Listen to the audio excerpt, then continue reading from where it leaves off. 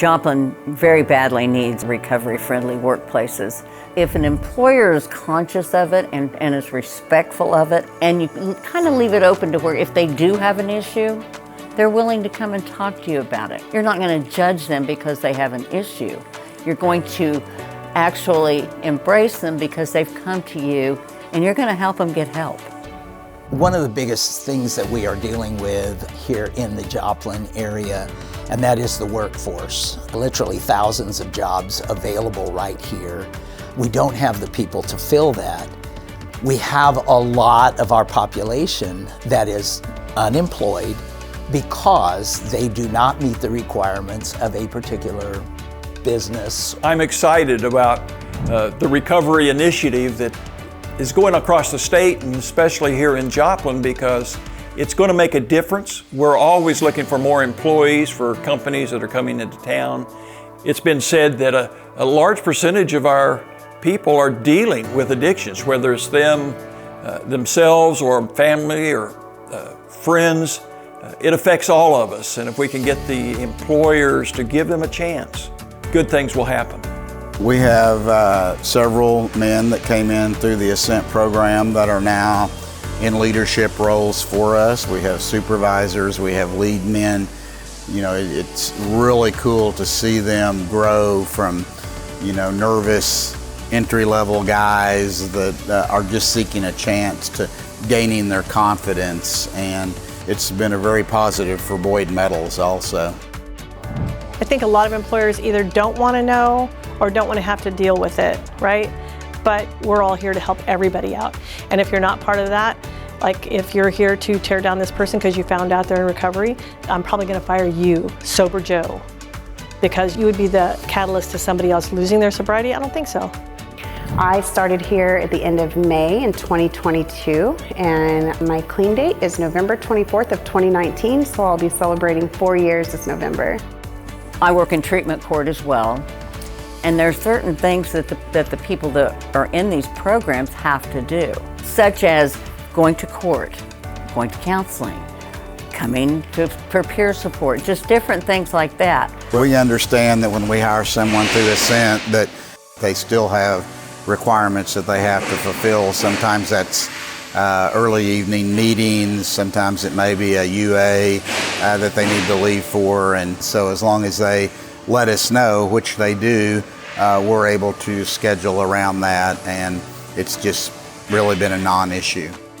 They tend to have way less absenteeism.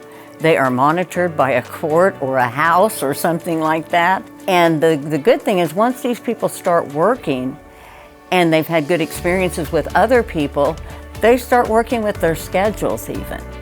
So Mike is a super encouraging, supportive boss. Anytime that I need to take off for any type of recovery meetings or any kind of women's programs that I'm still involved in, he always is super supportive and allows me to go, and also allows me to make up hours, so I don't really miss out on the paycheck either. He's just, he's really great. Whether they have to leave because they have mandated urinalysis that they have to take, or they have mandated meetings that they have to take, is like, just let us know what they are. I mean, and there's even been times, and I can only speak for myself, but I know the others have also, when they're like panicked, like I have to get there and I don't have a ride.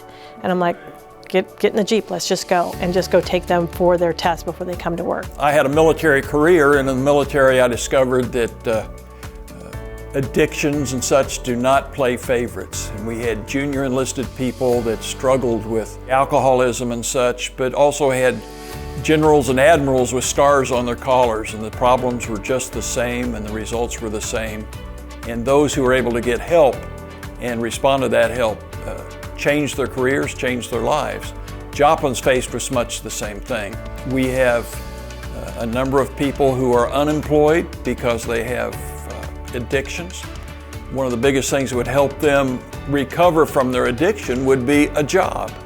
If a business has maybe a concern about a person, we can come over there, they can come over here. We can visit with them and kind of assess where they are and what their needs might be, to try to intervene early and not too late. It can save a lot of people and save some good employees. Recovery is not just a person's problem. It becomes a community problem. And I think a lot of the recovering agencies within our area are just hidden gems, if I can say, such as the ROCC. You know, I think that they're hidden gems within our community. And if we can build those partnerships, I think it's an answer to the recovery program being successful, but it's also an answer to the employment situation in our community and overall helping our community culture all the way around. This is for everybody. This is not about fellowships. This is not about whether you do abstinence-based or medication-assisted. It's for everybody. The damaged, the ones who've gone through the war, I have more respect for them because I know that they have more to overcome, and they're going through it for a reason. They're going through it to teach somebody else. They're going through it because at some point, somebody's going to need their help. Before an addiction, I was super isolated, full of fear. No way could I have sat in a room and been videoed or worked in the position that I'm in now. And now I'm able to work in the public. I'm able to look people in the eyes. Like recovery, it changed my life. It saved my life. They come in ready to work and with good, thankful attitudes and thankful hearts, and having been through what they've been through, have a great appreciation for the opportunity they've been given. Treatment is just a short-term thing. Recovery is a long-term thing. We're always there. You feel like part of their success, even though you're not, they're doing all the hard work, but you feel like a micro piece of their success, and that's got to put you somewhere closer to God in some realm of something somewhere, and if not, then it's just good karma.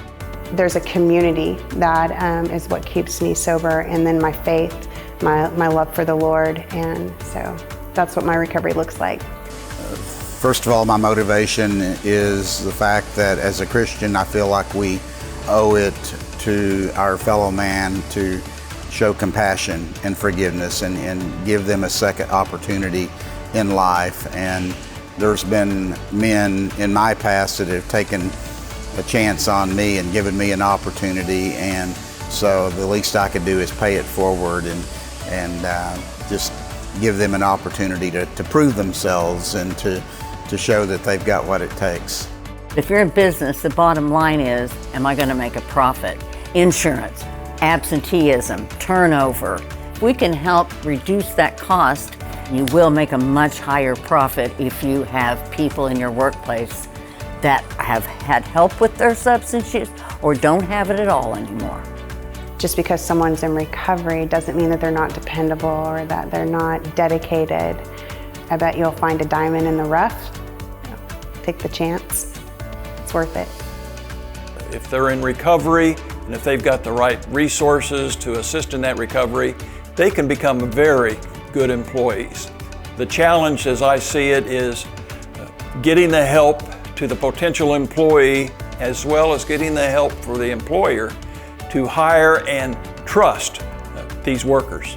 The more employers that are willing to step up to the plate and give these people an opportunity to prove their worth in life and reintegrate themselves into society in a positive way, the employer will gain as much, if not more, from it than these men will. So I highly encourage any and all employers to not discount this, but to consider it strongly.